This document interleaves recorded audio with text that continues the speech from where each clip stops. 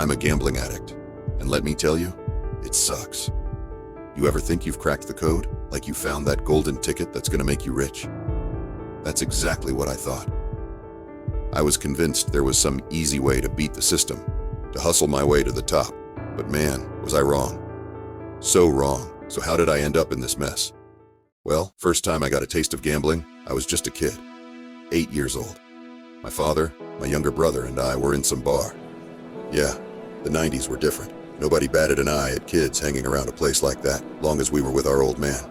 Anyway, at one point, my dad shoved some cash into a slot machine and let us take a spin, and we won. And holy hell, that feeling, those flashing lights, that goddamn sound, pure adrenaline. I was just a kid, didn't have a clue what I was messing with. But that moment, that planted a seed in my mind.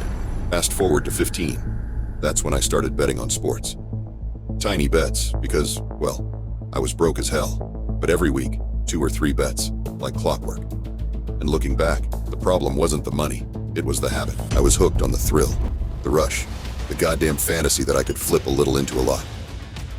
Then came 18th, first job, more money than I'd ever had, and you bet your ass I went back to slots, this time with my friends. Sports betting? Too slow. Slots gave me that hit instantly. Win or lose, it was over fast, and that was enough to keep me coming back. Then came the big one. I got a job in a casino, and holy shit, that changed everything. Suddenly, I was surrounded by gambling every single day. The money was good, so good in fact, that I was making more than my parents combined. At barely 20-something, I was earning more than both of them, and it felt like I had life figured out. But instead of doing something good with it, I gambled even more. Everyone I worked with was gambling like maniacs. It wasn't just normal, it was expected. We lost our goddamn minds, and it got bad. Really bad. Night shifts ended, we didn't go home. Hell no. We'd pile into cars, speed over to some other casino that was still open. I was so hyped that even the slots started to feel too slow. The only thing that could hit me with that pure, uncut adrenaline was roulette. This place had just 6 seats at the table, if I couldn't find an open spot, because my dumbass coworkers had already taken them. I'd just sit there, silently hoping someone would lose everything and get the hell up. That's how bad I wanted it. At least, back then, I was only losing my own money, not borrowed money. But that wouldn't last forever. 3 years into the job, the casino shut down. Just like that, I was out. My next job paid 1/3 of what I used to make. My old crew, gone. So yeah, the gambling slowed down a lot, but it never really stopped. It was like a goddamn smoldering fire, just waiting for the right moment to explode all over again. That moment came 11 years later, in 2020. The world was falling apart. COVID, lockdowns, economic fears. I had a wife, a small child, and a growing panic about the future. I needed more money. I needed security. And that's when I found the so-called betting experts, the tipsters who promised they held the key to making money through calculated betting. And you know what? On paper, it made sense. If you could bet like a machine, cold, calculated, no emotion, you might actually win in the long run. But here's the kicker. No one, not even the tipsters themselves, could do that. They weren't making their money from betting. They were making it from selling the dream to suckers like me. And I bought it. The worst part about gambling addiction is that it's invisible. Unlike drug addiction, there are no needle marks. Unlike alcoholism, there's no whiskey breath. Nothing for the world to see. It's just you, locked in a battle with yourself. And now, with online gambling, you don't even have to leave your damn house. You can throw your life away from the comfort of your own bed. And that's exactly what I did. Felt like shit, kept doing it anyway. The money didn't feel real. Depositing straight from my debit card into the app, watching numbers go up and down, was just digital. It didn't feel like I was losing anything until I checked my bank account and saw nothing left. The next 3 years, I bled so much money, more than I ever thought possible. Sports betting was my drug of choice because, unlike slots, it gave me the illusion of control. I wasn't just gambling, I was analyzing, strategizing. But in the end, same damn story. Loss after loss. Me chasing, always chasing those losses. So, in October 2020, I joined one of these tipsters' Telegram groups, trusting his expert picks. I bet recklessly, putting huge amounts on single matches. Within days, I lost 1/3 of my salary, and like the dumbass addict I was, I doubled down, paid to join his premium group, deposited more, lost again. Now I was fucked, no money left, bills still coming. Panic hit hard. I needed cash, and that's when I remembered a guy, let's call him Caesar. He was a tipster too, betting big on tennis. I thought, this guy has money, he'll help me out. But he didn't. Instead, he revealed a dangerously enticing way to borrow money that hadn't crossed my mind before. It was through a non-bank financial institution, the kind of lenders who charge massive interest, 10 times more than a regular bank. As a first-time borrower there, I could take out a small amount with 0 interest for the first month. Sounded like a goddamn gift. I took the money, and instead of using it like a normal human being, I gambled every last cent, desperate to claw my way back. Lost it all. Now the real panic set in. I had to cover my tracks, had to keep my wife from finding out. So I did what any self-respecting idiot would do. I hit my credit card, and surprise, surprise, I lost that money too. Meanwhile, back in the premium Telegram group, my tipster, this expert I had put my faith in, posts some bullshit about how he's having his worst streak ever. No shit, Sherlock.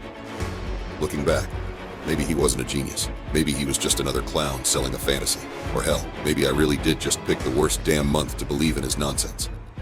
The bets failed, and my patience wore thin. Waiting for match results was agony, so I turned to the casino, eyeing blackjack as my savior. It promised quick wins, but in truth, it was a swift path to ruin.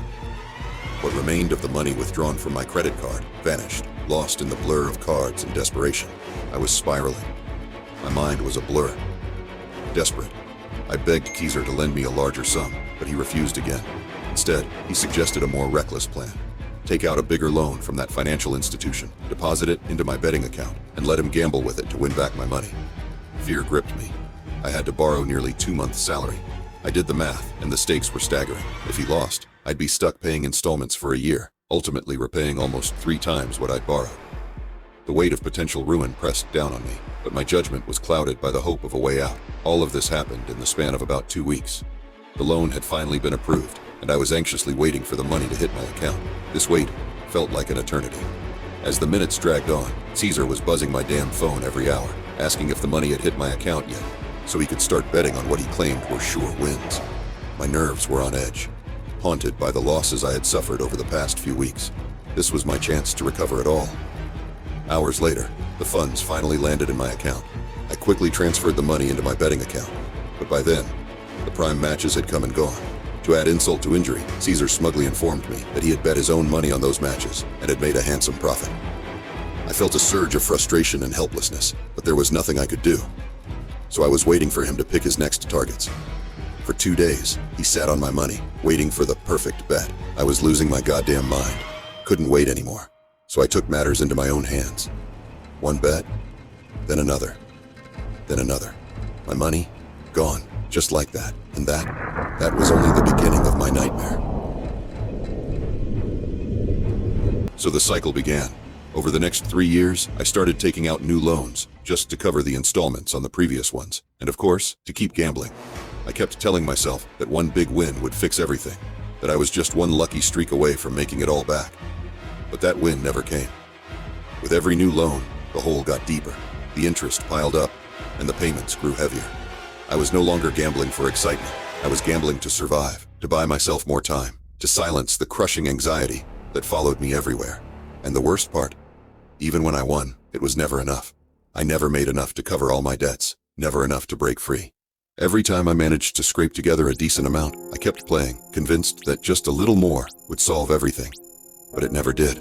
I always played until I lost it all. Then one month, I couldn't make the payments. I had borrowed from every source I could find. Banks, non-bank lenders, even friends. But I had run out of options. There was nothing left, except maybe loan sharks. But I wasn't going to go down that road. And that's when shit got real. The calls started. Relentless, unforgiving. Lenders demanding their money, threatening legal action. My phone became a source of pure terror. I stopped answering unknown numbers. I avoided looking at my bank account. Just let the world close in around me. And through it all, I had to keep this secret from my wife. Woke up every day, put on a goddamn mask, pretended everything was fine while knowing the walls were closing in. Every conversation felt like walking on a tightrope. Terrified she would ask the wrong question, that I would slip up, that the truth would come crashing down. The stress was unbearable, but I kept going, convinced I could fix it before she ever found out. But I wasn't fixing shit. I was just delaying the inevitable. If you've never been addicted to gambling, you probably think it's all about greed, that guys like me just want easy money. But that's not the whole picture. Gambling addiction is a goddamn trap. It's a cycle of hope and despair, where you always feel like you're this close to salvation, but you never actually get there. And the worst part, you don't realize how deep you are until it's too late. I wish I could tell you this story has a happy ending, that I figured it all out, paid off my debts, and walked away clean. But the truth, recovery is slow. It's brutal. And some days, that voice in the back of my head still whispers, maybe just one more bet. If you're in this shit, just know there is no shortcut, no magic trick, no golden fucking ticket. The house always wins. And the longer you play, the more you lose. Now let's make a deal. I've shared my story with you, and maybe you've learned something from it. In exchange, you can support me by subscribing and liking the video. It helps me stay on track with this YouTube channel, which keeps my mind occupied so I don't gamble anymore. Hope to see you in the next video.